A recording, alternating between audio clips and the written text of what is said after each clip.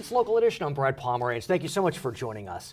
Our guest is Charlie Beck. Mr. Beck is the Chief of Police for the City of Los Angeles. Sir, we thank you so much for joining us. Thank you, Brad. We've always heard that there's a goal to have 10,000 officers in the City of Los Angeles. Even though per capita that's pretty low.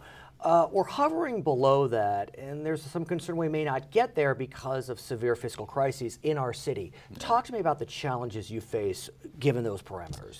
Well, we've locked in the number to be 9963. That's the high point that we reached about a year and a half ago, and so we agreed with City Council that we would limit our hiring to that number, with the realization that we do need to be a bigger police department. But we limit our hiring to that number in order to save the city some money during this fiscal crisis, but still keep an effective police department. So right now we're hiring up to that number, and then when we fall back, we'll hire another class. We have another class due to be hired in July. So. What's interesting is, even though our numbers are down, even though the economy is down, crime continues to trend down. Yes. And I'm wondering if that's a blessing and a curse. Of course it's a blessing because crime trends down, but then couldn't we say, well, crime is down, we don't need new cops, we're fine. Well, that's like telling your doctor, you know, I feel pretty good, so I don't think I'll see you anymore. So, I got it, but play it out. Yeah, but so the reality is though is that crime, keeping crime down is about having effective policing and about having effective partnerships, you know, community involvement, keeping our federal partners involved, and keeping our eye on the ball. You know, you can't just rest on your laurels, and you can't ever say that the city is safe enough, because it is not. I want to talk to you about technology and the power of technology in law enforcement. I have heard you and others in law enforcement say part of the reason why we are keeping crime low, in addition to effective human policing, we have technology on our side. For example, I see you have this Nixle program, which I want to talk about. Tell me how important technology has become in crime solving. Well, technology is a huge force multiplier for us, and not only that, but I think society and my workforce is very ready for technological assists in learning about crime and in preventing crime.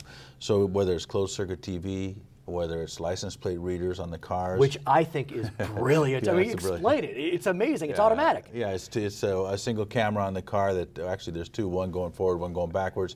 And they recognize the digits on the license plate, and they compare them to the database, which includes all stolen cars, all Amber Alerts, all felony warrants. And doesn't it actually record those license plates? Yeah, it geocodes them and tells you where and when you saw them. Even if it was not a suspect car. Right. So you have this huge database of where people have been.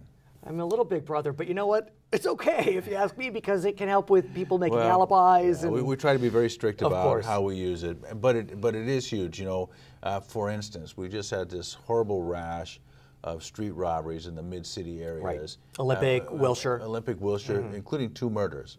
And so we were able to use our license plate readers to query all the vehicles that cars had run across, and to see if the suspect vehicles were in the area. Now that we now that we have the suspect vehicles in custody, we can compare their travel patterns as it relates to our license plate readers. So the system is not robust enough yet. We're getting there. But we will get there. I want to go back to Nixle, because this is a program I think it's so important for everyone to register. Explain it. Yeah. Well, Nixle is a notification system by which is a one-way notification system, kind of like a one-way Twitter, where the police department will give you updates on current events in your neighborhood and in the city as a whole. Is it a reverse 911 almost? In a way, you can look at it that way: one-way Twitter, reverse 911, however you want to look at it. It is a communication system where we send information out, and you receive it, and you do with it as you will. And the key is, if you want to sign up for the system, you need to do it yourself. It's www.nixle.com. Chief, thank you so much for joining us. Absolutely. Appreciate it. I'm Brad Pomerance. Back to HLN.